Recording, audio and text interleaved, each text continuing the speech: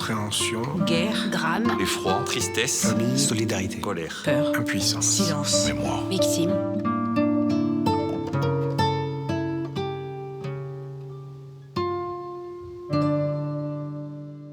Je suis un jeune interne en médecine qui est en vacances à Bastia avec son épouse, également interne en médecine. Nous venons régulièrement à Bastia parce qu'elle est bastiaise. C'est l'effervescence. Il va y avoir un match de foot le soir et je crois que la ville est en pleine joie, en plein bonheur. Les gens ne parlent que de ça. Enfin, c'est très gai, très enthousiasmant. On est chez nous, on est en train de regarder la télévision et donc on regarde les premières images et on comprend très vite quand on voit l'effondrement. Et donc, Valina et moi, on prend la voiture et on part directement pour aller à l'hôpital prêter main forte. On ne peut pas aller jusqu'à l'hôpital, on s'arrête à la clinique Zuccarelli, qui était juste à côté de où on habitait, en se disant on va aller aider. Et là, on découvre ce à quoi on n'était pas du tout préparé, c'est-à-dire des dizaines et des dizaines de blessés dans les couloirs, partout. Enfin, ce qui m'a le plus marqué à ce moment-là, c'est de voir tous ces blessés qui étaient quand même dans la douleur, parce que c'était pas rien.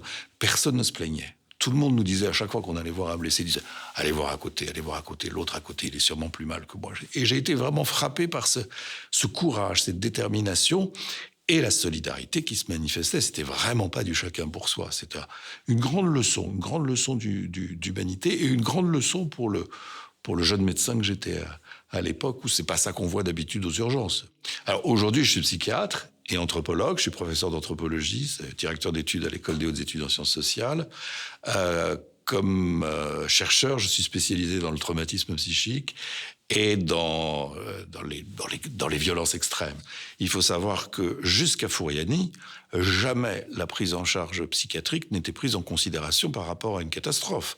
Les blessés psychiques, les traumatisés, on n'y pensait pas. À Furiani, on n'y a pas pensé. Mais il se trouve que Kouchner est venu avec le professeur Kroc, qui était spécialiste des traumatismes psychiques de guerre, est venu quelques jours après la catastrophe et s'est dit mais qu'est-ce qu'on fait avec tous ces gens qui ont vécu une catastrophe et pour lesquels on ne s'en occupe pas parce qu'on se dit finalement ils sont pas trop gravement blessés, ils sont pas mourants, qui rentrent chez eux. Non, ils rentrent pas chez eux parce qu'il y a quelque chose qui s'est noué là, qui s'appelle le traumatisme psychique et qui est pas du tout pris en considération.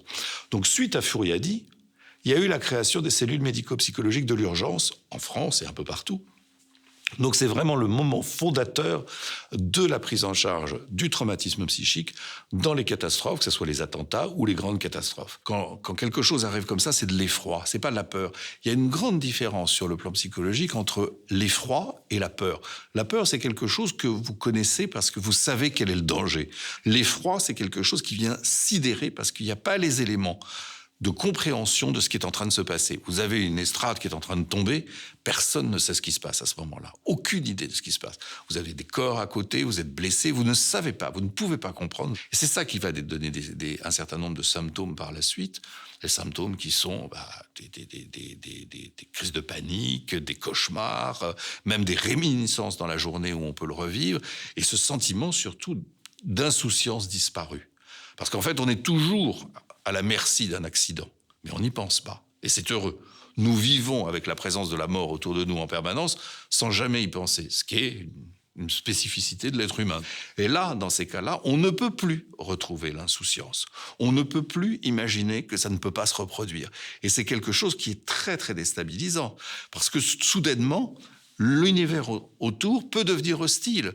Furiani a été une des catastrophes qui a été, à mon sens, très bien géré au niveau médical, au niveau collectif, même au niveau politique à certains égards, et très mal géré au niveau du traumatisme psychique, puisqu'on a laissé pendant très longtemps les victimes et les parents de victimes gérer cela tout seuls. Comment on traite cela ? Par la psychothérapie, qui permet aussi de faire que cet événement qui a tout brisé, qui a tout changé, réintègre un petit peu l'histoire singulière de chacun. Il n'y a pas un avant et un après, il y a une continuité. Il y a eu une fracture à un moment, mais on répare la continuité. C'est-à-dire qu'on pense aux disparus, on pense aussi aux défunts, mais avant qu'ils meurent, on réinscrit toute une généalogie, toute une histoire. Pour cela, il faut bien sûr le travail psychothérapique, mais il faut aussi, et peut-être surtout, le travail collectif. C'est-à-dire, c'est ça la mémoire dont je parlais tout à l'heure.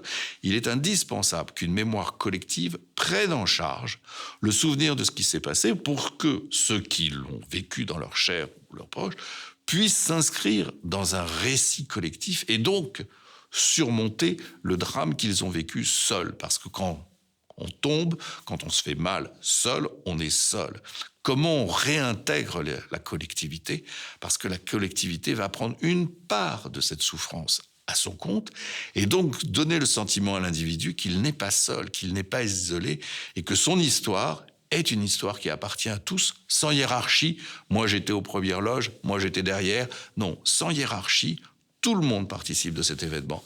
Et c'est ce mouvement-là qui, à mon sens, a été un peu défaillant en Corse, sauf grâce à l'initiative du collectif, qui lui a porté cette mémoire, pas seulement pour eux, pas seulement pour les victimes, mais pour, je dirais, l'ensemble de la Corse et, d'une manière plus générale, l'ensemble de la France. Parce qu'un événement comme celui-ci est un événement collectif national, nécessairement national.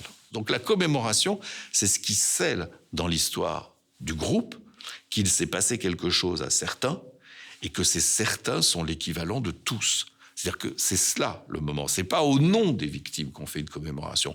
C'est au nom du groupe, c'est au nom de la collectivité, pour marquer que cette collectivité, elle a un sens.